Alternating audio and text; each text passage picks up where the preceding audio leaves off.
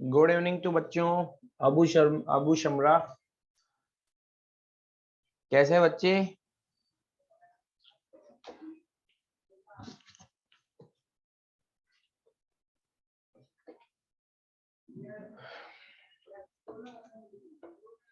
चलिए बेटा स्टार्ट करते हैं। प्रीवियस लेक्चर में क्या हो गया था? ठीक है बेटा, आप लास्ट एक बार पॉइंट बता दीजिए मुझे, प्रीवियस लेक्चर में सर क्या हो गया था अपना, वो बता दो बेटा ना। चलो मैं देखता हूँ।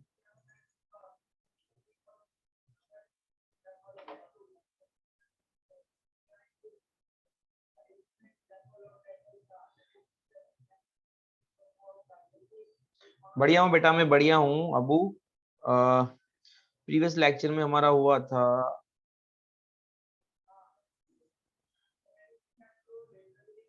देखो हम लोग पढ़ चुके हैं डाइजेस्टिव रेस्पिरेटरी सिस्टम के बारे में। प्रीवियस लेक्चर में हमने पल्मोनरी वॉल्यूम, पल्मोनरी कैपेसिटीज और एक्सचेंज ऑफ गैसियस, यानी कि कहाँ पर किस किस का पार्शियल प्रेशर कितना कितना होता है, वो हम लोगों ने पढ़ लिया था। ठीक है, अब हम पढ़ेंगे बेटा ट्रांसपोर्ट ऑफ गैसेस के अंदर क्या पढ़ेंगे? ट्रांसपोर्ट ऑफ गैसियस, यानी कि हमारी बॉडी के अंदर जो ट्रांसपोर्ट ऑफ गैसेस होता है वो कैसे कैसे होता है। ठीक है,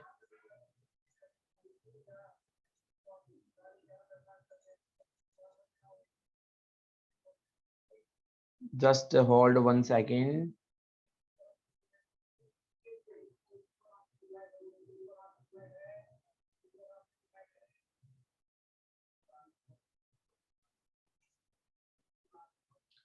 अच्छा बेटा, सबको क्लियर आवाज आ रही है? ठीक है, स्लाइड दिख रही है प्रॉपर? तो today now we are going to start the transport of gases. हम पढ़ेंगे जो नेक्स्ट है अपना, इसके अंदर ट्रांसपोर्ट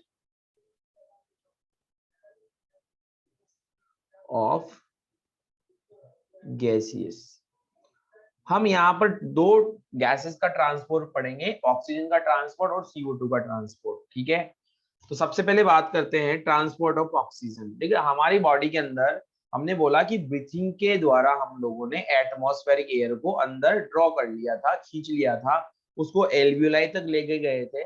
लेकिन एल्वियोलाई के बाद जो ब्लड में वो आई, तो ब्लड के बाद उसको ट्रांसपोर्ट कौन करता है? वो करता है बेटा कौन? वो करेगा आपका हीमोग्लोबिन। कौन करता है? हीमोग्लोबिन करता है। ठीक है, तो यहाँ पर अपन दो गैसेस के बारे में बात करेंगे, transport of oxygen and transport of CO2। ठीक है, ऑक्सीजन का ट्रांसपोर्ट कहाँ से कहाँ होगा? आपने एल्वियोलाई से जाएगा कहाँ पर? टिश्यूज के पास, और CO2 टिश्यूज से जाएगी बॉडी से बाहर। तो वो बात हम लोग यहाँ पर करने जा रहे हैं। ठीक है, अब ट्रांसपोर्ट ऑफ ऑक्सीजन की बात करें तो देखो, ट्रांसपोर्ट ऑफ ऑक्सीजन जो होता है ये हीमोग्लोबिन के थ्रू होता है। ठीक है, जैसे ही आपके ऑक्सीजन ब्लड के अंदर जाएगी तो यहाँ पर क्या होगा? इसका ट्रांसपोर्ट दो तरीके से होता है। मान लीजिए आपकी ऑक्सीजन जब एल्वियोलाई से निकलकर ब्लड में गई तो इसका दो तरीके से ट्रांसपोर्ट हुआ। इसको दो दोस्त मिलेंगे वहां पर, एक तो मिलेगा आपका ब्लड के अंदर प्लाज्मा और एक मिलेगा हीमोग्लोबिन। तो बेटा 3% ऑक्सीजन जो होती है ये तो प्लाज्मा में कहां पर डिसोल्व हो जाती है, डिसॉल्व इन प्लाज्मा। ये प्लाज्मा में डिसॉल्व कंडीशन में ट्रांसपोर्ट होती है। सीधी क्या हुई कि जैसे ही आपके एटमॉस्फेयर से आई, एल्वियोलाई से डिफ्यूज हुई और डिफ्यूज होकर ये गई ब्लड में।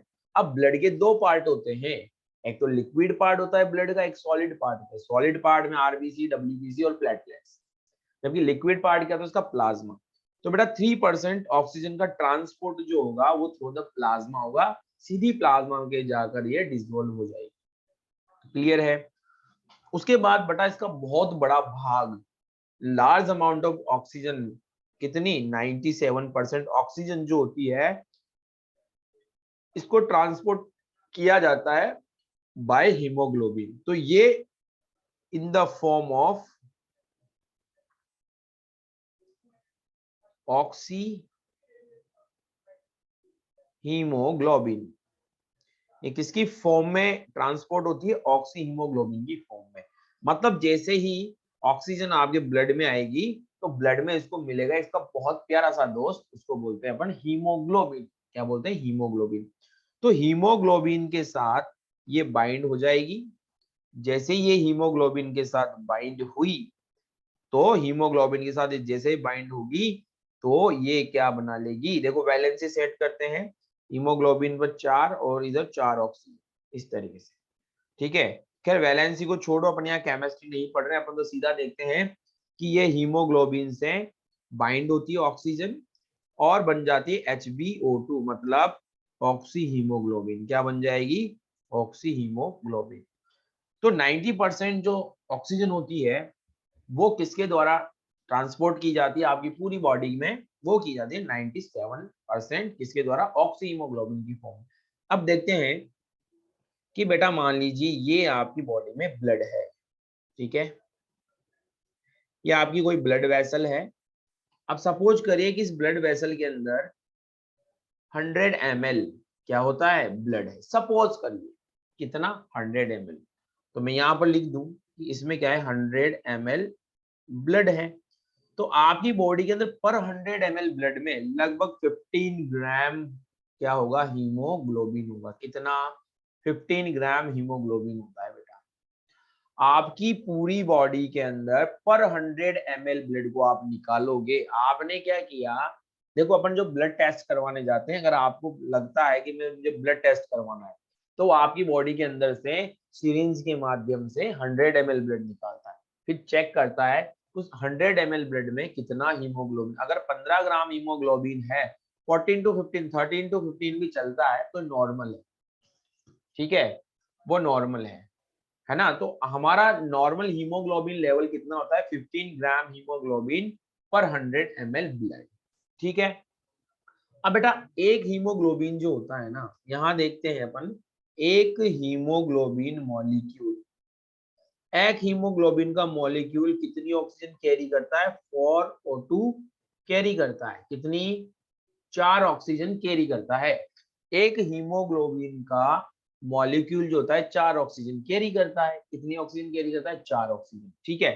अगर मैं एक रफ डायग्राम बनाऊं हीमोग्लोबिन का, तो बेटा हीमोग्लोबिन का जो सेंट्रल पार्ट होता है, हीमोग्लोबिन जो होता है, हीमोग्लोबिन, तो हीमोग्लोबिन जो होता है इसके दो पार्ट होते हैं, एक तो इसका सेंट्रल पार्ट होता है और एक का पेरीफेरी पार्ट होता है। ठीक है, जिसको अपन ग्लोबिन पार्ट बोलते हैं। क्या बोलते हैं, ग्लोबिन पार्ट। तो सेंट्रल पार्ट जो होता है उसको अपन बोलते हैं हीम। क्या बोलते हैं, हीम, हीम बोलते हैं। और जो पेरीफेरल पार्ट होता है उसको अपन बोलते हैं ग्लोबिन। क्या बोलते हैं, ग्लोबिन। क्लियर है। तो आपके हीमोग्लोबिन के दो पार्ट होते हैं, सेंट्रल पार्ट होता है हीम होता है और पेरीफेरल पार्ट ग्लोबिन होता है। हीम के अंदर क्या होता है बेटा, एक Fe मॉलिक्यूल होता है, आयरन मॉलिक्यूल, उसकी वैलेंसी होती है +2। ये एग्जाम में प्रश्न आ चुका है, ये पूछता है कि आपके अंदर जो हीमोग्लोबिन है उसके अंदर जो आयरन होता है, हीम, उसकी वैल्यू कितनी होती है, उसके ऊपर कितनी ऑक्सीडेशन स्टेट में नंबर प्रेजेंट होते हैं, +2। कितना? +2। और जो ग्लोबिन होता है ये तो ग्लोबिन की चेन होती है, प्रोटीन की चेन होती है। तो आपका हीमोग्लोबिन, ऐसे मान लो कि आपके हीमोग्लोबिन के 4 हाथ होते हैं। कितने हैंड होते हैं? 4। अगर मैं बात करूं कि ये आपका हीमोग्लोबिन है, क्या है बेटा? ये आपका हीमोग्लोबिन का कौन सा पार्ट है? सेंट्रल पार्ट, जिसको आपने क्या बोला है? हीम। और इसके अंदर जो आयरन होता है उसकी वैलेंसी कितनी होती है? +2। कितनी होती है? +2। अब आपके हीमोग्लोबिन के पास 4 हाथ हैं। कितने हाथ है? 4। अब मैं वो बना दूं, मान लीजिए 1, 2, इस तरीके से। क्लियर? मतलब ये 4 हाथ हैं तो 4 ऑक्सीजन को पकड़ सकता है। तो आपका जो हीमोग्लोबिन होता है, एक हीमोग्लोबिन का मॉलिक्यूल वो कितनी ऑक्सीजन कैरी करता है बेटा? 4 ऑक्सीजन कैरी करता है। कितनी ऑक्सीजन कैरी करेगा? 4 ऑक्सीजन कैरी करेगा। मैंने यहाँ लिख दिया, एक हीमोग्लोबिन मॉलिक्यूल कितनी ऑक्सीजन कैरी करता है? 4 हीमोग्लोबिन 4 ऑक्सीजन कैरी करता है। अब अगर हम बात करें कि ईच 100 ml ब्लड, आपके पास ईच 100 ml ब्लड की बात करोगे तो उसमें बेटा कितनी हीमोग्लोबिन होती है? 15 ग्राम। 15 ग्राम क्या होता है? हीमोग्लोबिन होता है। ठीक है। अब एक हीमोग्लोबिन का मॉलिक्यूल 4 ऑक्सीजन कैरी करता है। कितनी ऑक्सीजन? 4 ऑक्सीजन। तो अपन देखें कि ईच 100 ml ब्लड में 15 ग्राम हीमोग्लोबिन है, तो नॉर्मल आपकी हीमोग्लोबिन वैल्यू होती है। तो अगर यहाँ पर मैं बात करूं कि 1 ग्राम हीमोग्लोबिन, कितना ग्राम? 1 ग्राम हीमोग्लोबिन अगर 1.34 ml ऑक्सीजन कैरी करता है। कितनी? 1.34 ml ऑक्सीजन कैरी करता है। तो 15 ग्राम हीमोग्लोबिन जो होगा वो कितनी कैरी करेगा? आप मल्टीप्लाई कर दिए 15 इंटू 134, तो इक्वल टू आ जाएगा समथिंग 20 ml। कितनी? 20 ml। क्लियर है? अगर आपके अंदर 100 ml ब्लड में 15 ग्राम हीमोग्लोबिन है, अगर एक हीमोग्लोबिन का मॉलिक्यूल 1.34 ml ऑक्सीजन कैरी करता है, तो 15 ग्राम कितने में करेगा? वो करेगा आपके अंदर 15 multiply 1.34 equal to 20 ml oxygen. Clear है? अब जैसे मान लीजिए बेटा कि आपकी ये ब्लड वेसल है, या आपकी ब्लड वेसल है, ठीक है। अब इस ब्लड वेसल के अंदर मान लीजिए कि ये 100 ml ब्लड भरा हुआ है। क्या भरा हुआ है? 100 ml ब्लड भरा हुआ है। सपोज दैट कितना ब्लड है? This is the 100 ml blood. कितना ब्लड हो जाएगा बेटा? Suppose that 100 ml blood. तो आप मुझे बताइए, इस 100 ml ब्लड के अंदर कितने ग्राम हीमोग्लोबिन होंगे? 15 ग्राम। कितने? 15 ग्राम हीमोग्लोबिन होंगे। तो ये कितनी ऑक्सीजन कैरी करेंगे? 20 ml O2 इसके अंदर ये कैरी करते हुए नजर आएंगे। आएंगे कि नहीं आएंगे? तो बेटा जब आपका 100 ml ब्लड कहां पर जाता है? देखो, और ऑक्सीजनेटेड ब्लड हो गया। ये कौन सा ब्लड हो गया?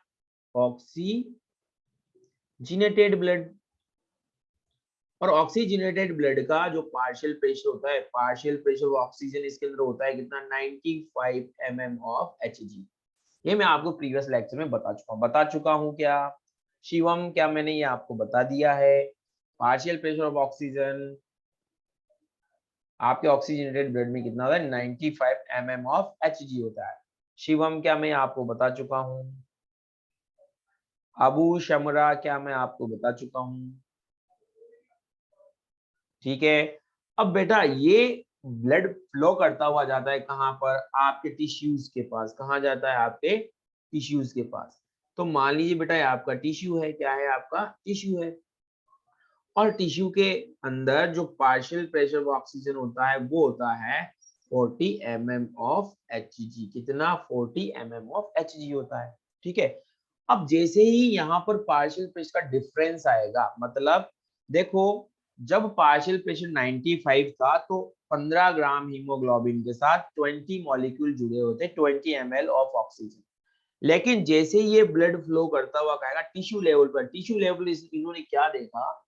अचानक से पार्शियल प्रेशर क्या हुआ, कम हो गया, और कम होते ही यहाँ पर जो 20 ml है इसमें से 5 ml ऑक्सीजन निकलकर कहाँ आ जाती है, आपके टिश्यूज के अंदर आ जाती है। कितनी, 5 ml ऑक्सीजन निकलकर किसमें आ जाएगी, टिश्यूज के अंदर।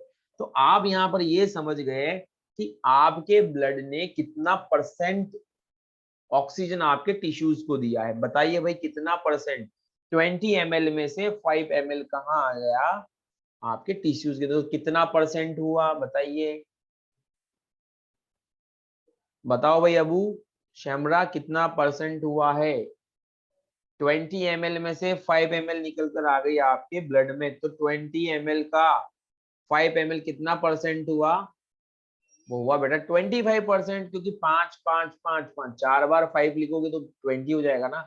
तो एक टिश्यू, एक ब्लड जो होता है 100 ml ब्लड, 100 ml ब्लड जो होता है, ये एक टिश्यू को कितना ml ट्रांसफर करता है, टिश्यू को कितना ml ऑक्सीजन ट्रांसफर करेगा, वो करेगा कितना, बताइए 5 ml, कितना करेगा 5 ml। जबकि 100 ml में कितना ऑक्सीजन होता है, 20 ml, कितना 20 ml ऑक्सीजन होता है, लेकिन इसने टिश्यू को कितना ट्रांसफर कर दिया, 5 ml। मतलब ये अगर 100% था तो यहाँ 100% का 5 कितना होगा, 25% ऑक्सीजन डिलीवर कर दिया है आपके टिश्यूज को, किसने, हीमोग्लोबिन ने। तो आप यहाँ पर एक अंदाजा लगा सकते हैं कि जब जब भी पार्शियल प्रेशर कम होगा तो ऑक्सीजन हीमोग्लोबिन से डिसोसिएट हो जाएगी, टूट जाएगी। देखो पार्शियल प्रेशर 95 था, तो 15 ग्राम मॉलिक्यूल से 20 ml ऑक्सीजन जुड़ी हुई थी। ठीक है, जैसे ही यहाँ पर पार्शियल प्रेशर कम हुआ तो उसमें से 5 ml ऑक्सीजन टूट चुकी है, डिसोसिएट हो गई है, किससे, आपके हीमोग्लोबिन से। अब आपके ब्लड में कितनी रह गई, 15 ग्राम रह गई, कितनी रह गई 15 ग्राम। और ये 15 ग्राम ऑक्सीजन जाकर कहाँ पर स्टोर हो जाती है, ये स्टोर आपके मसल्स के अंदर, कहाँ पर, मसल्स के अंदर। तो ये एग्जाम में क्वेश्चन पूछा गया है कि after the delivering of the 5 ml oxygen, the large amount of oxygen remaining in your blood which is stored, कहाँ पर stored होगा, this large amount of oxygen is stored in your muscles, कहाँ पर, आपके मसल्स के अंदर stored हो जाता है। क्लियर है। तो ये है आपके ऑक्सीजन का ट्रांसपोर्ट। ऑक्सीजन का ट्रांसपोर्ट दो तरीके से हुआ है, 3% हुआ है आपके, कहाँ से, 3% हुआ है प्लाज्मा में डिसोल्व होकर, और 97% हुआ है by the haemoglobin as a form of oxy haemoglobin. किस फॉर्म में हुआ है, ऑक्सी हीमोग्लोबिन की फॉर्म में। क्लियर। और यहां से हम ये देखते हैं कि पर 100 ml ऑक्सीजन, पर 100 ml ब्लड जिसमें 20 ml ऑक्सीजन होती है, वो एक टिश्यू को केवल उसका 25%, 25% यानी कि 5 ml ऑक्सीजन ही देता है। क्लियर है क्या। और यहां से एक बात ये भी समझ में आ जाती है कि जैसे जैसे पार्शियल प्रेशर कम होगा ऑक्सीजन हीमोग्लोबिन से टूटती हुई जाएगी, और जब पार्शियल प्रेशर बढ़ेगा तो ऑक्सीजन हीमोग्लोबिन से जुड़ती हुई जाएगी, याद रखना। ठीक है, तो इसी रेस्पॉन्स में हम पढ़ते हैं नेक्स्ट ऑक्सीजन डिसोसिएशन कर्व। क्या पढ़ते हैं, ऑक्सीजन डिसोसिएशन कर्व पढ़ते हैं। देखिए बेटा नेक्स्ट है ऑक्सीजन डिसोसिएशन कर्व। अगर आप ऑक्सीजन और हीमोग्लोबिन के बीच बॉन्ड, जो बॉन्ड बन रहा है अगर इसके बीच, और पार्शियल प्रेशर और ऑक्सीजन के बीच अगर आप एक ग्राफ प्लॉट करते हैं तो इसमें क्या होता है, ये बहुत देखो अपने आप में एक डिफिकल्ट बात है, इसको अच्छे से समझ लेना। मान लीजिए बेटा मैं एक ग्राफ प्लॉट कर रहा हूँ, इस ऑक्सीजन डिसोसिएशन कर्व को समझने के लिए आपको दो बातें याद रखना पड़ेगा। दो बातें क्या याद रखनी पड़ेगी, कि जब भी पार्शियल प्रेशर पर ऑक्सीजन बढ़ता है तो हीमोग्लोबिन के साथ ऑक्सीजन उतनी ही ज्यादा जुड़ती है, लेकिन जैसे जैसे पार्शियल प्रेशर पर ऑक्सीजन कम होगा तो ऑक्सीजन हीमोग्लोबिन से जुड़ेगी नहीं, बल्कि क्या हो जाएगी, अलग हो जाएगी। जैसा कि हम लोगों ने प्रीवियस डायग्राम में देखा कि 15 ग्राम हीमोग्लोबिन में 20 ml ऑक्सीजन थी, और यहाँ का पार्शियल प्रेशर कितना था, 95 mm ऑफ H3। लेकिन जैसे ही टिश्यू पर आए तो टिश्यू में पार्शियल प्रेशर कितना हो गया, 40, मतलब कम रह गया। तो यहाँ पर क्या देखा हमने कि उस 20 ml में से 5 ml टूट कर डिसोसिएट होकर कहाँ आ गई है, वो आ गई है आपके टिश्यूज के अंदर। क्लियर? इससे यही पता चलता है कि हमारे अंदर जब पार्शियल प्रेशर ज्यादा होगा ऑक्सीजन का, तो हीमोग्लोबिन से ऑक्सीजन जुड़ने की जो रेट होती है वो भी इंक्रीज होती है। लेकिन जैसे जैसे पार्शियल प्रेशर कम होगा तो ये जुड़ेगी नहीं, बल्कि उससे डिसोसिएट हो जाएगी, अलग हो जाएगी। तो यहाँ पर मैं एक ग्राफ प्लॉट कर रहा हूं, आइए देखते हैं ये ग्राफ क्या है। ये ग्राफ मैंने प्लॉट किया है बेटा दो कंपोनेंट्स के मध्य, और वो दोनों कंपोनेंट्स क्या क्या हैं। एक तो मैं लिख दूं partial pressure of oxygen, partial pressure of oxygen in different places. मैं क्या करूं, पार्शियल प्रेशर ऑफ ऑक्सीजन देखता हूं, और एक तरफ मैं देखता हूं बेटा the saturation of oxygen with haemoglobin, the percentage saturation. Saturation का मतलब होता है जुड़ना। क्या होता है? जुड़ना। मतलब कितने पार्शियल प्रेशर पर कितनी परसेंट ऑक्सीजन किससे जुड़ जाएगी, आपके हीमोग्लोबिन, वो देखनी है। जैसे मान लीजिए बेटा कि मैंने पार्शियल प्रेशर पर 10, मैंने 10 पार्शियल प्रेशर देखा। कितना पार्शियल प्रेशर देखा? 10। पहले ये देखते हैं कि बेटा जब जब जब मैं partial pressure of oxygen, percentage saturation of oxygen with haemoglobin एक कर्व प्लॉट करता हूं, तो वो कर्व हमेशा एस आकार का आता है। कौन सा आकार का? एस शेप आता है। और इसको बोलते हैं क्या? Oxygen dissociation curve. क्या बोलते हैं इसको? ऑक्सीजन डिसोसिएशन कर्व, या फिर इसको एस आकार का होने की वजह से इसको बोल देते हैं क्या? Sigmoid curve. क्या बोलते हैं? Sigmoid curve. तो सबसे पहला नॉर्मल सा क्वेश्चन यही है आपसे कि बताइए, जब आपने partial pressure of oxygen and percentage saturation of O2 with haemoglobin, जब आपने कर्व प्लॉट किया तो उस कर्व का नाम बताइए। तो वो कर्व होगा ऑक्सीजन डिसोसिएशन कर्व, या फिर उसको क्या बोलते हैं? Sigmoid curve. क्लियर? अब बेटा आप एक बात बताइए कि इस कर्व में मैं राइट साइड किधर हूँ, लेफ्ट साइड किधर हूँ, बताइए। देखो समझना, कॉन्सेप्ट दे रहा हूं कि इसका जो अपर वाला पार्ट है, टॉप वाला, इसको आप क्या मानो कि मान लीजिए आपके लंग्स है। क्या है? आपके लंग्स।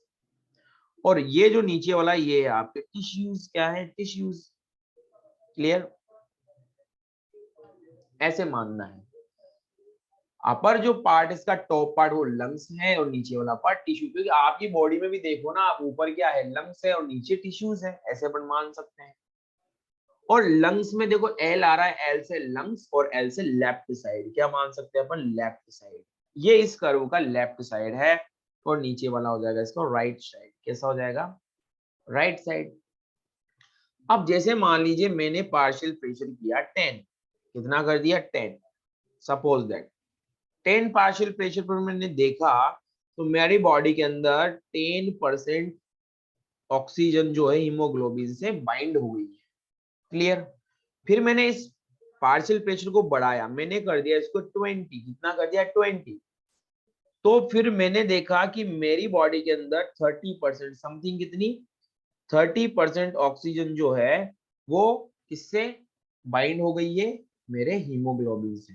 फिर मैंने देखा 30 पार्शियल प्रेशर, तो 30 पार्शियल प्रेशर पर मैं देखता हूं, तो मैं ये देखता हूं कि मेरी बॉडी के अंदर 50% ऑक्सीजन जो होती है वो किससे बाइंड हो जाती है? वो हो जाती है किससे? मेरे हीमोग्लोबिन से। तो इसको बोलते हैं बेटा P50 वैल्यू। क्या बोलते हैं? P50 value. मतलब पार्शियल प्रेशर 30, पार्शियल प्रेशर 30 पर आपको क्या देखना है? आपको वो पार्शियल प्रेशर बताना है जिस पर 50% ऑक्सीजन किससे बाइंड हो जाएगी? वो हो जाएगी किससे? किससे होगी भाई? ऑक्सीजन, हीमोग्लोबिन से। तो वो पार्शियल प्रेशर कितना है? 30। इस 30 पर 50% O2 जो होती है वो किस पर, किससे जुड़ जाती है? हीमोग्लोबिन से। तो इस बात को बोलते हैं अपन क्या? P50 value. क्या बोलते हैं? P50 value. अगर आपसे प्रश्न पूछ लिया जाए what is the P50 value, तो आपको बताना है कि वह पार्शियल प्रेशर जिस पर बॉडी के अंदर जितनी भी ऑक्सीजन है उसका 50%, 50% पार्ट किससे बाइंड हो गया, हीमोग्लोबिन से। उसको बोलते हैं P50 वैल्यू। क्या बोलते हैं उसको, P50 वैल्यू।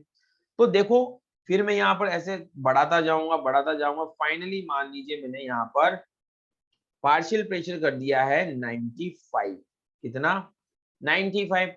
मैं देखता हूँ कि 95 पार्शियल प्रेशर पर मेरे लंग्स में या मेरी बॉडी के अंदर लगभग 97% ऑक्सीजन किससे बाइंड हो जाएगी, वो हो जाएगी किससे, हीमोग्लोबिन से। किससे हो जाएगी, हीमोग्लोबिन से। अब मैंने यही तो बोला कि केवल 97% पार्ट हीमोग्लोबिन क्या करता है, ट्रांसपोर्ट करता है। इससे जो ज्यादा तो करेगा नहीं, क्योंकि 3% तो कौन करता है, प्लाज्मा करता है। तो मैक्सिमम आपका हीमोग्लोबिन कितनी परसेंट को, 97% को ही क्या कर सकता है, ट्रांसपोर्ट कर सकता है। तो यार मुझे ये बताओ आप लोग बच्चों, इस ग्राफ में देखना कि मैं यहाँ पर खड़ा हुआ था, कहाँ पर, मैं खड़ा हुआ था यहाँ पर टिश्यू के पास। सपोज करना मैं कहाँ हूँ, टिश्यू के पास में। अब मेरे पास क्या है, 10 रुपए थे, तो मैं थोड़ा सा क्या है, हवाओं में उड़ने लग जाता हूँ। भाई आदमी के पास पैसे आते हैं तो हवाओं में उड़ता है, सीधी सी बात। तो जब मेरे पास 10 रुपए आए, तो मैं देखो पहले बिल्कुल जीरो पे था, तो मैं थोड़ा सा हवा में उड़ के कहाँ आ गया, यहाँ आ गया। फिर मेरे पास पैसे बड़े, 20 रुपए में कमाने लगा, तो फिर मैं थोड़ा सा और हवा में उड़ूंगा, यहाँ आ जाऊंगा। फिर मेरे पास 30 रुपए आने लगे, पॉकेट मनी मेरा बढ़ने लगा, तो मैं और कहाँ चल जाऊंगा, यहाँ चल जाऊंगा। देखो फिर मेरे पास 95 100 रुपए मुझे मिलने लगे, तो मैं कहाँ चला गया, यहाँ चला गया। तो बताओ मैं किस दिशा में बढ़ रहा हूँ, मैं राइट में जा रहा हूँ या लेफ्ट में जा रहा हूँ, बताओ भाई। बताओ भाई बच्चों, मैं राइट में जा रहा हूँ या लेफ्ट में जैसे जैसे मेरे पास पार्शियल प्रेशर ऑक्सीजन बढ़ रहा है, मैं लेफ्ट में जा रहा हूँ। कहाँ जा रहा हूँ, लेफ्ट में। तो आपसे ये प्रश्न पूछेगा कि ये कर्व जो होता है लेफ्ट में कब शिफ्ट होता है, तो मैं यहाँ पर दो चीजें लिख दूं कि ये इसकी लेफ्ट शिफ्टिंग कब होगी, लेफ्ट शिफ्टिंग कब होगी, और इसकी राइट शिफ्टिंग कब होगी। ये बहुत अच्छे से समझ लेना, यहां से ही प्रश्न जो बनता है वो बहुत डिफिकल्ट प्रश्न बनता है। ये कर्व लेफ्ट शिफ्ट कब होगा, जब पार्शियल प्रेशर ऑक्सीजन बढ़ेगा या कम होगा, बताइए अबू, बताओ कि ये लेफ्ट में शिफ्ट होता है, मतलब मैं देखो लेफ्ट में कब जाऊंगा, जब मेरे पास पैसे बढ़ेंगे या कम होंगे।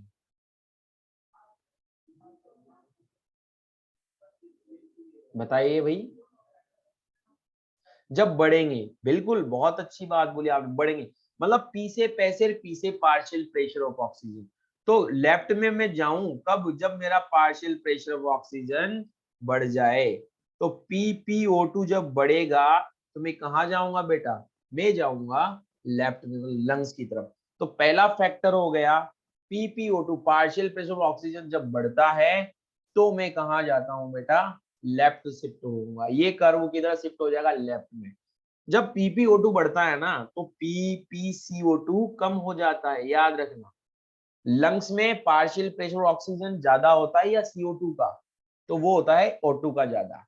तो जहां जहां पर पार्शियल प्रेशर ऑक्सीजन ज्यादा होगा, वहां पर PpCO2 कम होगा। और ग्लोबल वार्मिंग के लिए CO2 रेस्पॉन्सिबल है। अगर CO2 आपके एटमोस्फेयर में ज्यादा है, इसलिए आपको गर्मी लगती है। लेकिन जब CO2 नहीं होगी, तो आपका टेम्परेचर भी क्या हो जाएगा, कम हो जाएगा। तो जब PpCO2 कम है, तो यहाँ पर टेम्परेचर भी क्या होगा बेटा, कम होगा कि नहीं होगा, होगा बिल्कुल। और CO2 क्या होती है, एसिडिक होती है ना। CO2 क्या होती है, एसिडिक होती है, मतलब H+ आयंस रिलीज करती होंगी। तो जब CO2 कम है, तो इसका एसिडिक नेचर क्या होगा, एसिडिक नेचर भी कम होगा। और एसिडिटी कम कब होती है, जब H+ आयंस कम होते हैं। और जब H+ आयंस कम है, मतलब pH ज्यादा है। ये बात आपको समझ में आई नहीं है। एक फैक्टर आप याद रख लो, बाकी तो अपने आप याद हो रहे हैं। पार्शियल प्रेशर ऑक्सीजन बढ़ रहा है, तो लेफ्ट में मैं जा रहा हूं। और जब पार्शियल प्रेशर ऑफ ऑक्सीजन बढ़ रहा है तो PpCO2 partial pressure of CO2 क्या हो जाएगा बेटा, कम हो जाएगा।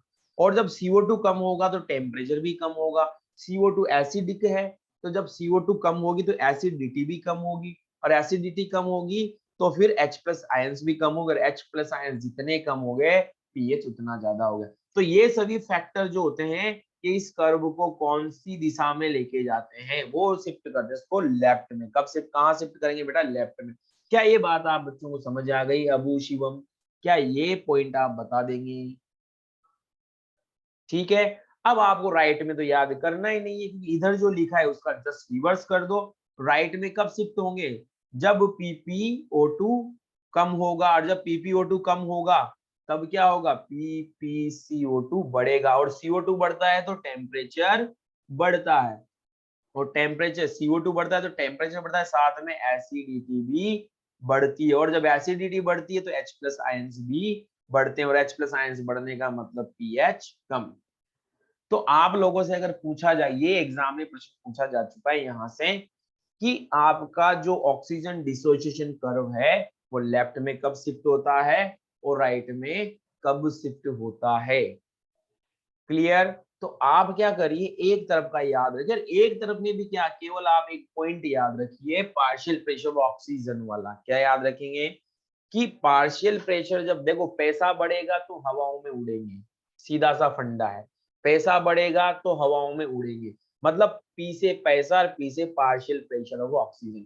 अगर पार्शियल प्रेशर ऑफ ऑक्सीजन बढ़ा तो हम जाएंगे लंग्स की तरफ। आपकी बॉडी में लंग्स ऊपर होते हैं, मतलब ऊपर इस कर्व का टॉप पार्ट क्या है, लंग्स को रिप्रेजेंट कर रहा है, और यही इसका लेफ्ट पार्ट है।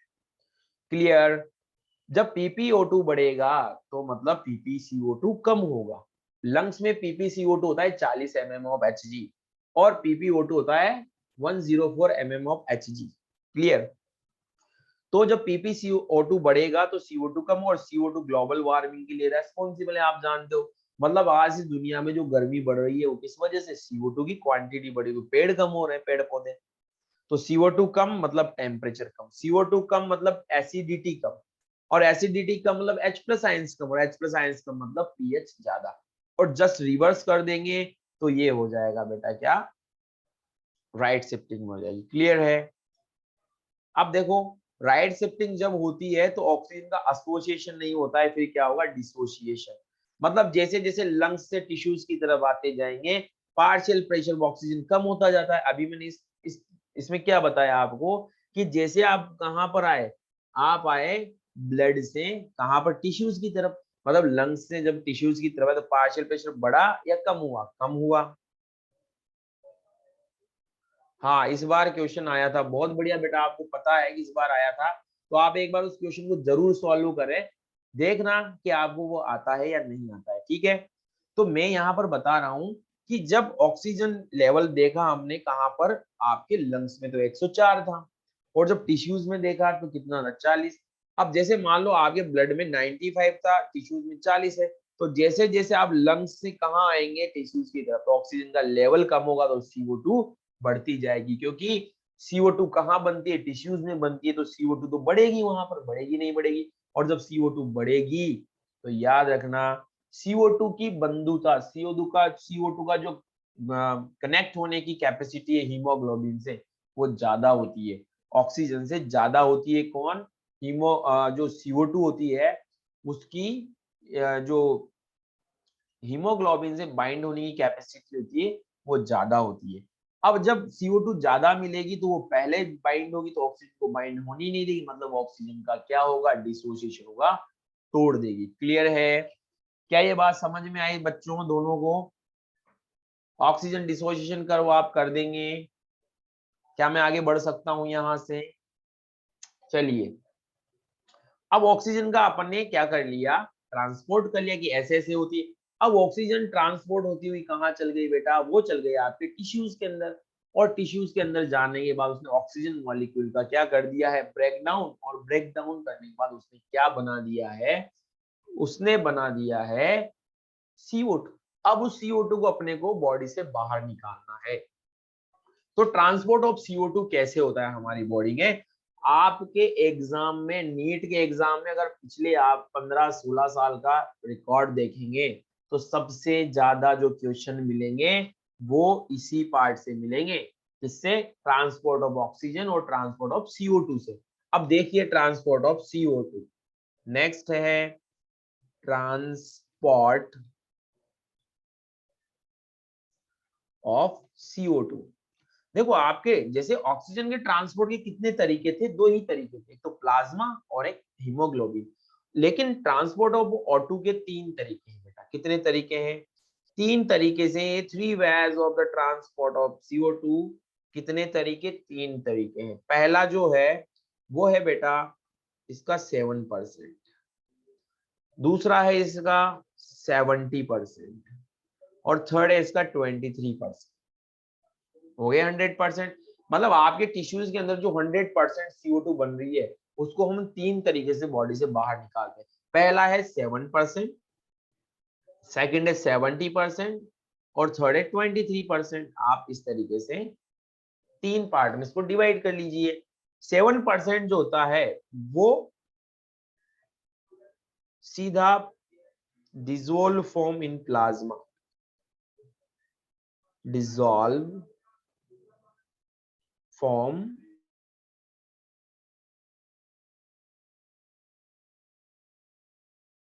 दिया जाता है आपके लंग्स में, और लंग्स पे जाके ही पता चलता है कि ब्लड में तो CO2 का पार्शियल प्रेशर कितना होता है 45, और एल्वियोलाई होता है 40। तो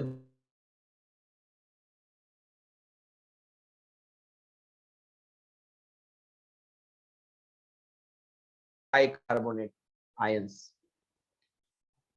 in the form of bicarbonate ions, clear.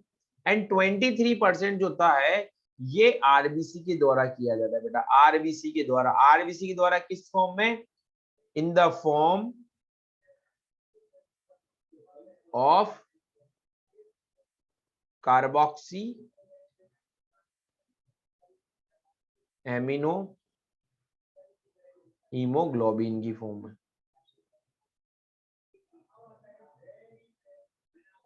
Carboxy amino haemoglobin की फॉर्म में, या फिर कार्ब एमिनो हीमोग्लोबिन, क्या लिख सकते हैं अपन इसको? कार्ब एमिनो हीमोग्लोबिन की फॉर्म में। क्लियर है? अब एक बात बताओ बेटा, ये जो बाइकार्बोनेट आयंस होते हैं ना, ये भी प्लाज्मा में ही होते हैं। ये भी क्या होते हैं? प्लाज्मा में ही होते हैं। ये भी कहाँ होते हैं? प्लाज्मा में। और ये खुद प्लाज्मा है, तो अगर अपन दोनों को जोड़ दें तो क्या हो जाएगा? लगभग 77% पार्ट तो कौन लेके जाता है? आपका प्लाज्मा। ऐसा भी पूछता है भाई, देखो 7% डायरेक्ट प्लाज्मा में डिसोल्व हो रहा है, और 7% तो डायरेक्ट प्लाज्मा में, और 70% as a form of bicarbonate ion. तो बाइकार्बोनेट आयंस भी प्लाज्मा में ही होते हैं।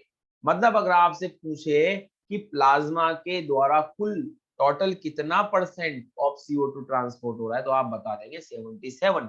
लेकिन आपसे पूछे कि maximum CO2 is transported by, और ऑप्शन में ऐसा नहीं है, ऑप्शन में ऐसा दिया कि प्लाज्मा में डिसॉल्व कंडीशन में, है ना, या बाइकार्बोनेट आयन की फॉर्म में, या आरबीसी की फॉर्म में, तो आप बताएंगे 70% बाइकार्बोनेट आयंस की फॉर्म में। लेकिन अगर बाइकार्बोनेट आयंस ऑप्शन में नहीं है तो आप बताएंगे प्लाज्मा की फॉर्म में। क्लियर है क्या? अब देखो कैसे होता है ये ट्रांसपोर्ट, कैसे होता है, तो मैं यहाँ पर एक डायग्राम की हेल्प से आपको समझाने का प्रयास करता हूँ। मान लीजिए बेटा ये आपका ब्लड वेसल है, ये आपका ब्लड कैपिलरीज है, ठीक है, और यहाँ पर आपके वो है टिश्यूज, ये आपके टिश्यूज है। अब इन टिश्यूज के अंदर बेटा, और ये हैं आपके लंग्स। यहाँ पर इस तरीके का एक मैंने डायग्राम आपके सामने समझाने की कोशिश करता हूं। आई होप कि आपको समझ में आएगा। ये है आपके टिश्यूज। अब बेटा टिश्यूज के अंदर देखो, एक ऑर्गेनिक मॉलिक्यूल बैठा हुआ था, ऑक्सीजन, सॉरी ग्लूकोज, क्या बैठा हुआ था? ग्लूकोज। अब जब इस ग्लूकोज को डिसोसिएट किया है ऑक्सीजन ने, तो बनाया था CO2 कितना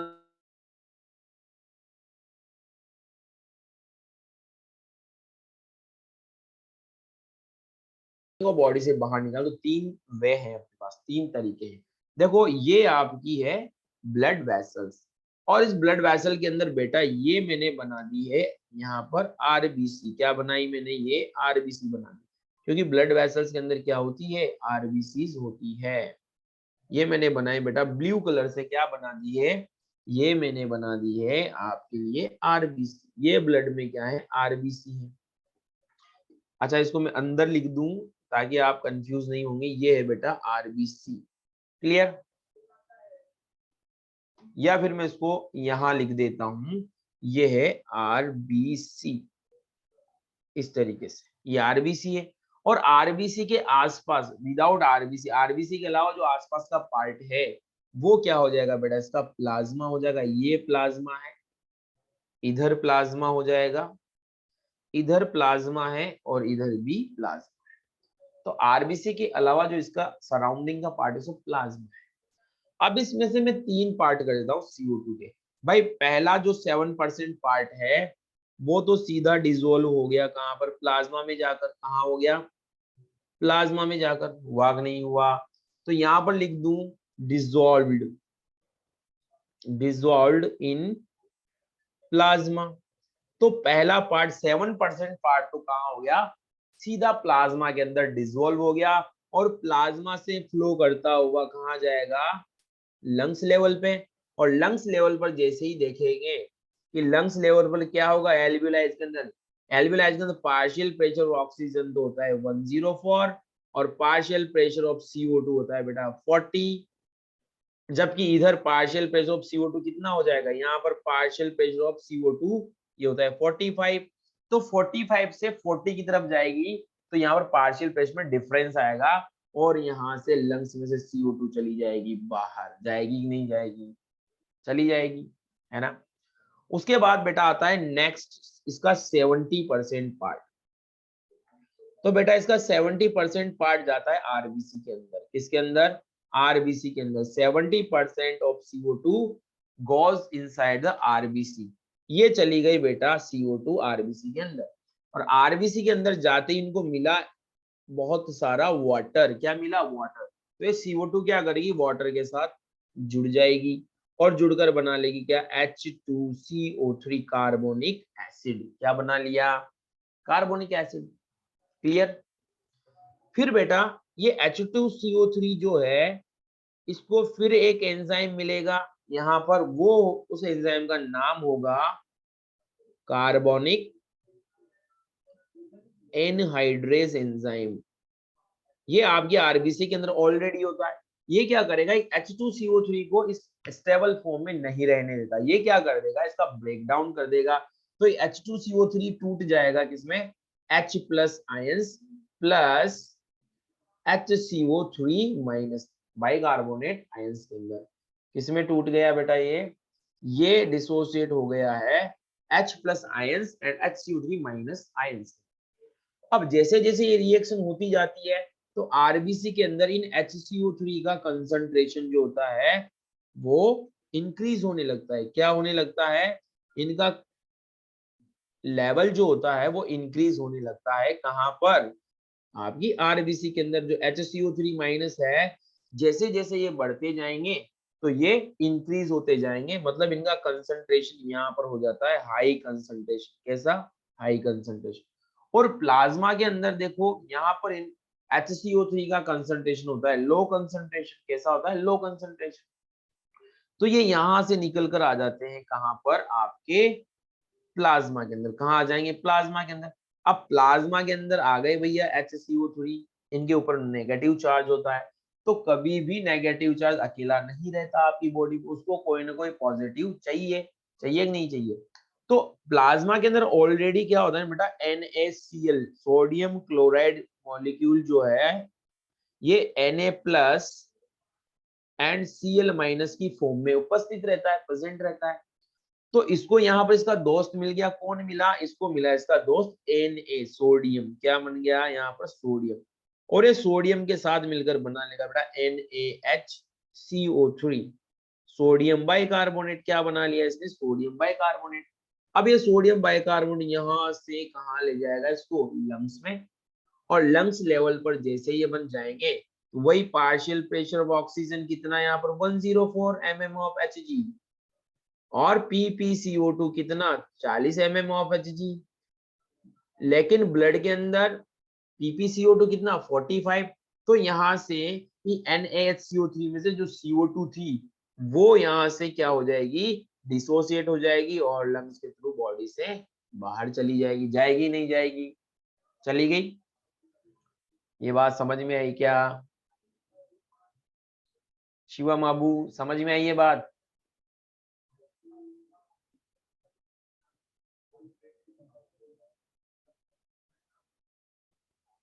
शिवम, अबू शमरा, गौरव सोनी, क्या ये बात समझ रहे हैं? चलिए अब एक बात बताओ बेटा कि आरबीसी के अंदर HCO3 माइनस जो मॉलिक्यूल थे, आयन थे, अब वो तो बाहर आ गए, आए कि नहीं आए? जब ये बाहर आ गए तो H प्लस आयन्स अकेले रह गए, तो H प्लस आयन्स की कंसंट्रेशन बढ़ जाएगी अंदर, बढ़ेगी नहीं बढ़ेगी? तो भाई इनको भी क्या चाहिए, एक अपना फ्रेंड चाहिए जिसके पास माइनस चार्ज हो। तो इनके पास कोई फ्रेंड नहीं बचा अंदर, H प्लस आयन्स ज्यादा हो गए, अब इनको माइनस आयन चाहिए। तो माइनस आयन्स कौन है जो अंदर जाएंगे, वो है बेटा यहाँ से क्लोराइड आयन जो होते हैं वो यहाँ से चले जाते हैं आरबीसी के अंदर। अब ये जाते तो कैसे हैं कि मैं जाकर H प्लस से जाकर अटैच हो जाऊंगा और अपने आप को स्टेबल कर लूंगा हाइड्रोक्लोरिक एसिड की फॉर्म में, ठीक है। लेकिन ऐसा नहीं होता, इनको पहले ही कोई इनका बहुत अच्छा फ्रेंड मिल जाता है, वो फ्रेंड है हीमोग्लोबिन। कौन है? और हीमोग्लोबिन के ऊपर पॉजिटिव चार्ज होता है, और इससे जब ये Cl माइनस यहाँ पर जुड़ेगा तो ये क्या बना लेंगे, दोनों मिलकर ये बना लेंगे, सॉरी H प्लस आयंस जो यहाँ पर गए तो ये क्या करेगा, यहाँ पर जो Cl है इसको मिलेगा पोटेशियम आयन। क्या मिलेगा, आपके आरबीसी के अंदर ऑलरेडी पोटेशियम आयन होते हैं भाई। NaHCO3 बन गया प्लाज्मा में आकर। अब NaCO3 की फॉर्म में ये क्या है, ब्लड में फ्लो करता हुआ जाएगा आपके लंग्स में, और लंग्स के आसपास जो एल्वियोलाई है वहां पर अपन देखेंगे कि वहां पर ऑक्सीजन का पार्शियल प्रेशर ज्यादा होता है, CO2 का कम होता है। इसलिए CO2 वहां से ऑटोमेटिक से ब्रेक होगी और चली जाएगी, क्योंकि gases high partial pressure to low partial pressure move करती है, ये तो अपने को पता है। बस NaCO3 का काम है इसको एल्वियोलाई तक लेके जाना। वहां जाने के बाद इसको दिखेगा कि पार्शियल प्रेशर में डिफरेंस है भैया, तो ये क्या करेगी, वहां से CO2 टूट कर चली जाएगी। Is that clear Shivam Kumar Singh? तो 70% यहाँ पर किस फॉर्म में गई, HCO3 माइनस आयन की फॉर्म में। तो हो गया ना 70% CO2 का ट्रांसपोर्ट जो होता है वो कैसे होता है, एज अ बाइकार्बोनेट आयन। कैसे, एज अ बाइकार्बोनेट आयन की फॉर्म में हो गया। अब यहाँ से H प्लस अंदर बढ़ने लगे तो H प्लस बाहर तो आ नहीं सकते हैं, तो Cl माइनस अंदर जाएगा H प्लस से जुड़ने, लेकिन यहाँ पर H से नहीं जुड़ पाएगा। पहले ही Cl माइनस को मिल जाता है बेटा कौन, पोटेशियम आयन। क्या मिल जाते हैं, पोटेशियम, और इसके साथ जुड़कर क्या बना लेगा, इन्होंने बना लिया है KCl। क्या बना लिया, पोटेशियम क्लोराइड बना लिया। अब बेचारा H प्लस आयंस भी तो अकेला ही रह गया, अभी भी इसकी क्या इच्छा पूरी नहीं हुई कि इसको तो कोई माइनस चार्ज वाला आदमी मिला नहीं है। तो फिर ये ढूंढता है आरबीसी के अंदर, इसको मिलता है हीमोग्लोबिन। कौन मिलता है, हीमोग्लोबिन। तो ये हीमोग्लोबिन के साथ जुड़कर H प्लस आयन हीमोग्लोबिन को माइनस चार्ज बना लेता है HHB, हीमोग्लोबिनिक एसिड। क्या बना लेता है, हीमोग्लोबिनिक एसिड। क्लियर? अब ये हीमोग्लोबिनिक एसिड बन गया। अभी देखो यहाँ पर 23% CO2 अभी और बची है। तो बेटा ये 23% CO2 जो है, ये 23% CO2 ये जाएगी कहाँ पर, ये जाएगी इन HHB के पास। कहाँ जाएगी, HHB जो है, सॉरी ये CO2 जो है ये कहाँ आ गई, आपके आरबीसी के अंदर।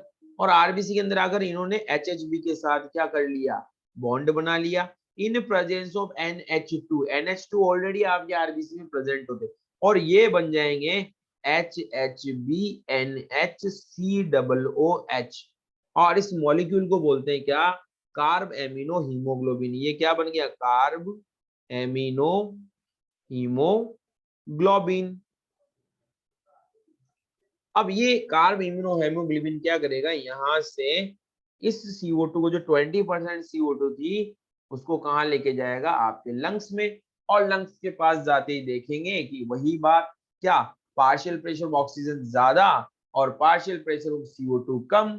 तो यहाँ से वापस CO2 जो ये CO2 यहाँ पर जो बैठी हुई है, देखो आप कार्ब एमिनो हीमोग्लोबिन CO2, ये टूटकर कहाँ चली जाएगी, लंग्स में। क्लियर।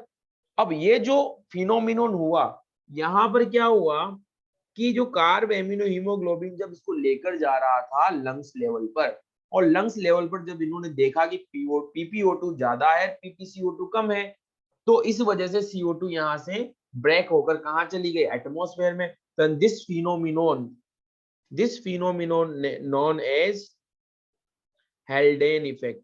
क्या बोल देंगे बेटा इसको, हेल्डेन इफेक्ट। अगर आपसे पूछ लिया जाए कि हेल्डेन इफेक्ट क्या होता है, तो आप बताएंगे कि हेल्डेन इफेक्ट ऐसा इफेक्ट है जिसमें जब CO2 टिश्यू से निकलकर कहाँ जाती है, ये जाती है एल्वियोलाई लेवल पे, लंग्स लेवल पे, तो वहां पर इनको ये देखने को मिलता है कि पार्शियल प्रेशर ऑफ ऑक्सीजन ज्यादा है और पार्शियल प्रेशर ऑफ CO2 कम है। तो ये देखते ही यहाँ पर CO2 अपने आप टूटकर ब्रेक होकर कहाँ चली जाएगी, लंग्स में। दिस फिनोमिनन को सबसे पहले हेल्डेन नाम के वैज्ञानिक ने, साइंटिस्ट ने देखा, तो उसने इसको नाम दिया हेल्डेन इफेक्ट। लेकिन बेटा देखो यहाँ पर HCO3 आयन बाहर आए थे और इनके बदले में कौन गए थे, क्लोराइड आयंस। तो इसको बोल देंगे अपन क्या, क्लोराइड शिफ्ट। क्या बोल देंगे इसको, इस फिनोमिनन को, जब HCO3 माइनस आयन बाहर आए आरबीसी से प्लाज्मा में, तो माइनस आयन की कमी हो जाएगी आरबीसी के अंदर, और जब कमी हो जाएगी तो आयनिक बैलेंस गड़बड़ हो जाएगा। तो इसके एवज में यहाँ से क्लोराइड आयंस कहाँ से, प्लाज्मा से कहाँ जाएंगे, आरबीसी के अंदर। तो इसको बोलते बेटा क्लोराइड शिफ्ट। क्या बोलते हैं इसको, क्लोराइड शिफ्ट। तो हम यहाँ पर लिख देंगे this phenomenon is known as chloride shift. What is the chloride shift, chloride shift क्या होता है, जब HCO3 माइनस आयंस कहाँ जाते हैं, आरबीसी से निकलकर बाहर, और उसके बदले में क्लोराइड आयंस अंदर जाते हैं आरबीसी। तो इस घटना को बोलते हैं क्लोराइड शिफ्ट, या फिर अपन इसको बोल देंगे हैमबर्गर इफेक्ट। क्या बोल देंगे, हैमबर्गर नाम के साइंटिस्ट ने इसको सबसे पहले देखा था, उसने इसका नाम दे दिया हैमबर्ग इफेक्ट। क्लियर। तो आपको यहाँ पर 3 बातें, 4 बातें, 5 बातें याद रखनी है। वो बातें क्या याद रखनी है, आपको ये पूरी रिएक्शन ऐसे याद नहीं रखनी है। आपको घबराना मत भाई कि इतना सारा कैसे याद रखेंगे सर। तो आपको ये याद रखना है कितनी परसेंट CO2 प्लाज्मा में डिसॉल्व कंडीशन में जाती है, कितनी percent CO2 carb amino haemoglobin की फॉर्म में जाती है, और कितनी परसेंट CO2 बाइकार्बोनेट आयंस की फॉर्म में जाती है, क्लोराइड शिफ्ट क्या होता है, और हेल्डेन इफेक्ट क्या होता है। ये 5 बातें आपको इस रिएक्शन में याद रखनी है। क्लियर है, कर लोगे भाई ये 5 बातें याद, तीनों बच्चे गौरव, शिवम, अबू, क्या ये तीनों बातें याद रह जाएगी कि how many ways of the transport of CO2, कितने तरीके हैं CO2 के ट्रांसपोर्ट होने के। तो आपको 3 वे याद रखने हैं, ये वाले जो आपके सामने स्क्रीन पर है। डिसॉल्व फॉर्म में plasma, dissolve form in plasma कितने, 7%, 70% कितना बाइकार्बोनेट आयंस, 23% कितना आरबीसी की फॉर्म में, कैसे, कार्ब एमिनो हीमोग्लोबिन बनकर। ठीक है, ये एग्जाम में 5 से 6 या 7 बार ये बातें पूछी गई। इसके अलावा आपको क्या याद रखना है, हेमबर्ग इफेक्ट क्या होता है, हेल्डेन इफेक्ट क्या होता है, ठीक है, क्लोराइड शिफ्ट क्या होता है। क्लियर, ये बातें आपको याद रखनी। तो ये अपना हो जाता है transport of gases. Transport of gases हो गया है। इसके बाद में देखो हम बात करते हैं रेगुलेशन ऑफ ब्रीथिंग। किसकी बात करते हैं? Regulation of breathing. ठीक है, उसके पहले मैं आपको कुछ बातें बताना चाहूंगा। वो बातें ये है बेटा जो आपको याद रखनी है कि each 100 ml blood provides 5 ml oxygen to tissues and cells। अगर आपसे पूछे कि आपका each 100 ml blood, पर 100 ml blood जो होता है वो टिश्यूज को कितनी ml ऑक्सीजन प्रोवाइड करवाता है? 5 ml ऑक्सीजन। क्लियर? लेकिन अगर यही बात आपसे यूं पूछी जाए कि each 100 ml blood provide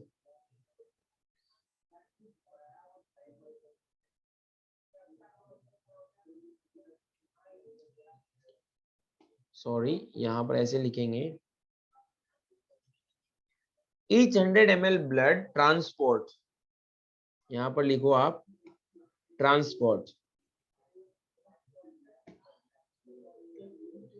transport कितनी ml जो ऑक्सीजन है वो देगा, वो करेगा 5 ml ऑक्सीजन, किसको? टिश्यूज को। क्लियर? ये बात मैंने आपको बता दी है ना। अब इसके बाद, अच्छा ये तो मैंने पहले ही बता दी है आपको, ठीक है, सॉरी कि मुझे याद नहीं रहा है, ये बात मैंने आपको पहले बता चुका हूं। क्लियर? नेक्स्ट हम बात करते हैं, वो करते हैं अपन रेगुलेशन ऑफ ब्रीथिंग। देखो, रेगुलेशन ऑफ ब्रीथिंग, यहां पर मेरे कहने का मतलब है कि आप अपनी ब्रीथिंग को रेगुलेट कैसे करते हैं। जैसे मान लीजिए अभी नॉर्मल कंडीशन में बैठे हैं, तो नॉर्मल कंडीशन में बैठे हैं तो अपन क्या कर रहे हैं? नॉर्मल इंस्पायरेशन नॉर्मल एक्सपायरेशन करते हैं, ठीक है। लेकिन बाय द वे कभी मान लीजिए कि हमें अचानक से हमारा सांस फूलने लगता है, ठीक है, तो फिर हमें क्या करना पड़ता है कि हमें क्या करना पड़ेगा? हमें करना पड़ेगा फोर्सफुल ब्रीथिंग। तो ऐसा क्या होता है हमारे बॉडी के अंदर जो हमारी ब्रीथिंग को रेगुलेट करता है ना? जैसे हमारे टिश्यूज की डिमांड होती है वैसे हमारी ब्रीथिंग रेट हो जाती है। तो यहाँ पर एनसीईआरटी ने एक बात लिखी हुई है कि ह्यूमंस जो होते हैं can alter the breathing, humans जो होते हैं उनके अंदर एक कैपेसिटी थे अल्टर द ब्रीथिंग रेट को चेंज करने की अकॉर्डिंग टू टिश्यू डिमांड। आपकी बॉडी के अंदर टिश्यू के अंदर जो डिमांड होगी, अगर टिश्यू को डिमांड है ज्यादा ऑक्सीजन लेने की तो आपकी ब्रीथिंग रेट क्या हो जाएगी? फास्ट हो जाएगी। और अगर आपके टिश्यूज को डिमांड नहीं है तो आपकी ब्रीथिंग रेट नॉर्मल चलने लग जाएगी। क्लियर है? तो human can alter the breathing rate according to tissue demand. आपके अंदर टिश्यू डिमांड जैसी होगी वैसे ही अपन क्या कर सकते हैं? ब्रीथिंग कर सकते हैं। Is that clear?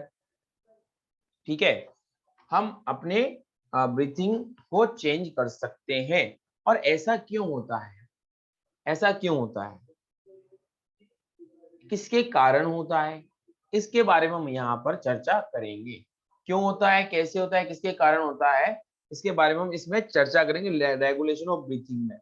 I think ये अभी पूरा नहीं हो पाएगा, ठीक है, तो हम आज के लिए इतना ही पढ़ेंगे।